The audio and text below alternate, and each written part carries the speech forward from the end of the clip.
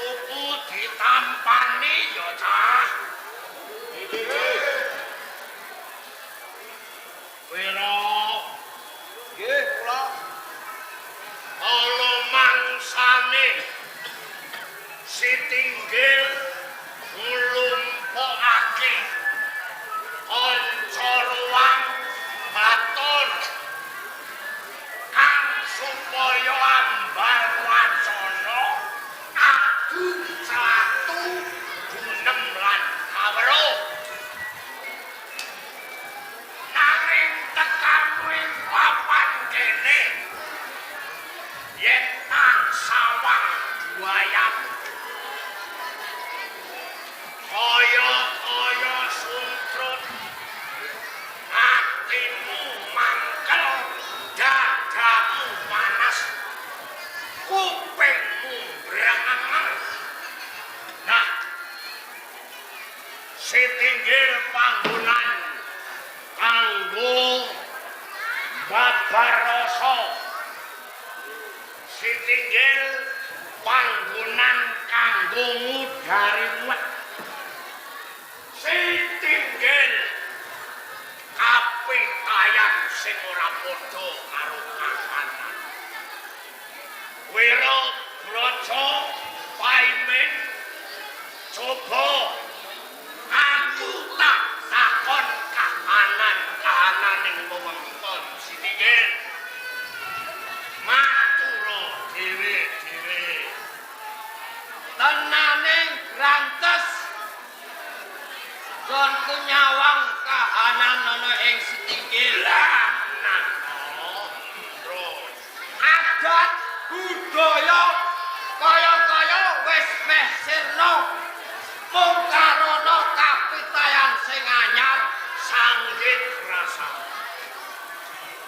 jare tembunge kuwi agama lho agama iku apa Kang wong malah takon aku sampean sing luwih tuwa nek kowe agama kuwi yo nek saka rumangsaku yo telo diparut yo impel-pel jerone wenehi gula jawa terus digoreng ya ta nyem agama tembung kali utawa Sanskrit kuwi ora gomo kuwi langgeng ora langgeng dadi ora langgeng iya sing ora langgeng menungsane nggone ngakoni kapitayan utawa agama iku nek kadang-kadang menungso sakwise kecondhoan aku dhewe banyu diperangi amarah mutmainah nalwamah satemah adigang adiguna sok bener goleki saindian ora gelem metani gapure dhewe ya kuwi ayo sing gregetno nek ayo sapa wani kelone langsung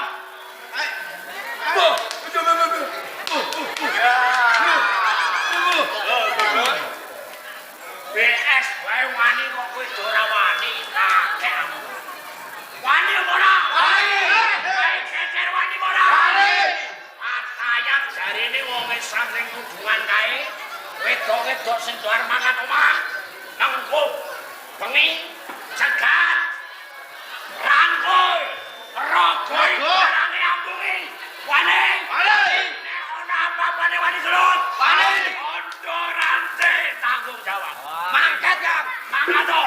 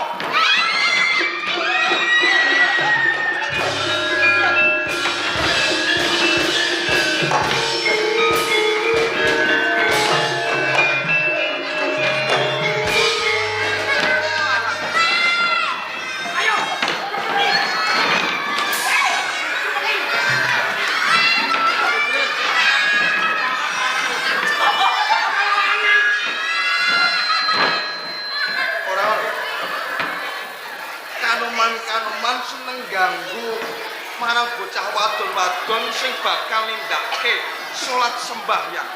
Sopo satenane? Raja. Bali takon sapa kowe? Kendil Wesi minangka pepatih ana ing Kabupaten Pati. Kendil Wasi patih ning Pati. Pancen bener. Mapan kebenaran. Benerane manggon ngendi? Kebenerane mergo aku kepengin ngurusane Pati. Njur apa kok nganti kowe kepengin nusa ning Kabupaten Pati? Mergo wong-wong Pati wis do bento kabeh. Kok kowe bisa ngandhakake lamun wong Pati kuwi bento? Bentone manggon ngendi? Ah, kowe ngene iki tunggale melu bento lho. Beduk-beduk sengenge ning dhuwur ndas. Gombal dawa-dawa mok tutupi kabeh. Lho ngene iki lho. Ngelu apa piye? Kuwi ngerti tatanan apa ora? Pancen agemane pepatih ning Kabupaten Pati ya kaya ngene iki kok. Kowe ra sing ngene iki. Urung sing bengok-bengok kae. Angger beduk lawa bubar. Jebul kabeh mau salah ing panampamu. Ya ngene wae. Apa iki bener temeka ning tlatah Sitinggil? Bener, iki ta perwates. Kowe uga kalebu warga ana ing Sitinggil. Bener aku andane ondo ranting. Yen kaya ngono papan beneran. Tekan kowe papan kene pancen mundi dawuh saka kersane Kanjeng Adipati Manono. Lamun to aku kudu ketemu lawan Ki Ondorante. Sapa wae dina iki yen kudu ketemu Ondorante ora bisa. Ajan to warama ning Kabupaten Ora bisa. Lamun bisa.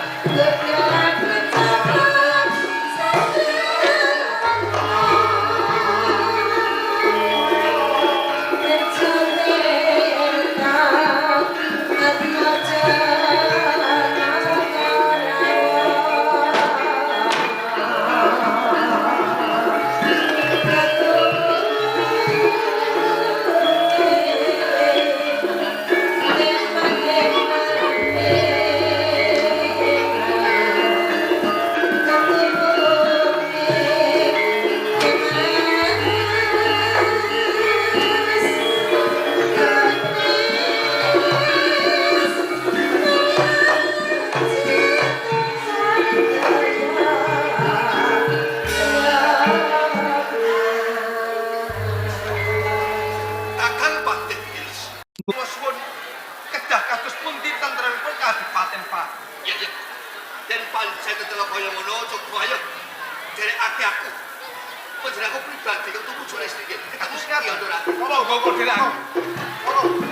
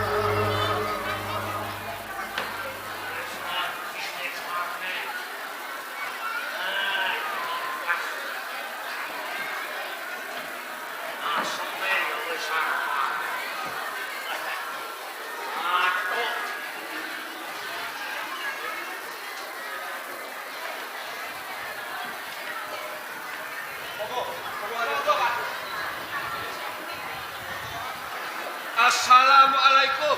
Kecangkeman.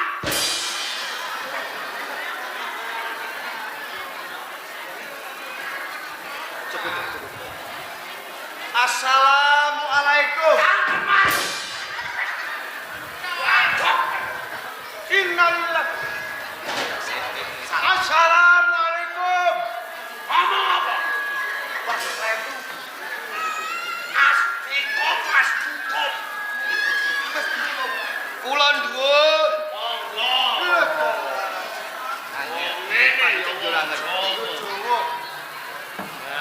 Wong Jawa no. Jawa. Wong Jawa kok astikom. Astikum. Ane kuwi.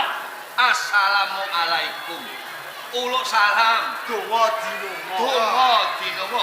Kalih kula nuwun apane? Ya padha wae. Awong sampeyan wong Jawa kok nganggo astikom. Kula nuwun tentang Ya. Nuwun sewu ki sana. Nggih. Apa bener iki desa Siti Inggil? Mriki wewengkon Sitinggil. Yen ngono kowe ngerti peranganing kawula ing Pati kang jenenge Ki Andorante. X26 Procal Ultimate. Andorante niku mboten enten loro antene setunggal. Kula piyambak Andorante. Sampeyan iki Andorante. Sampeyan. Andorante. Lan dikon iki sinten? Ya, piwanuhake wae. Nggih.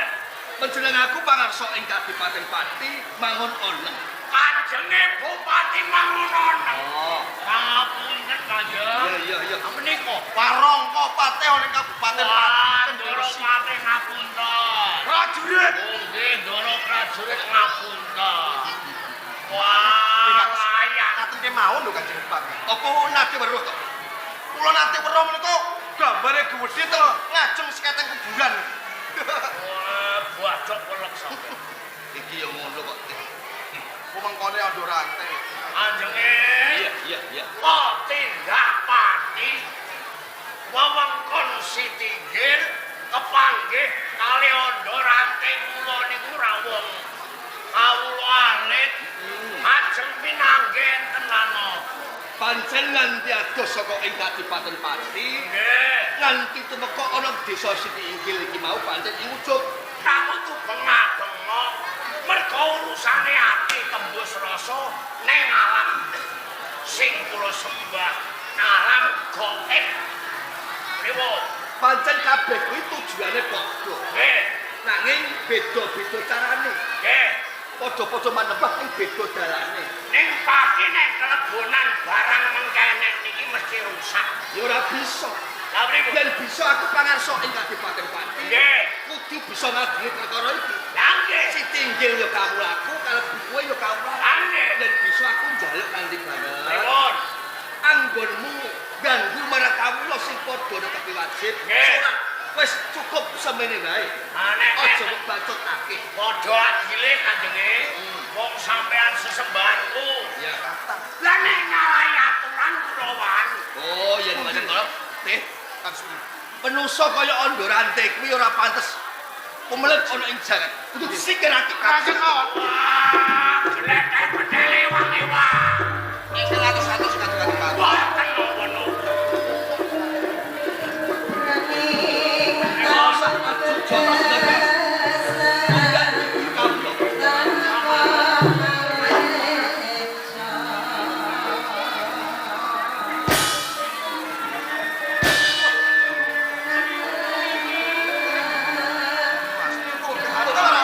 Rasane wae. Arep kanan. Ribon, gendenan.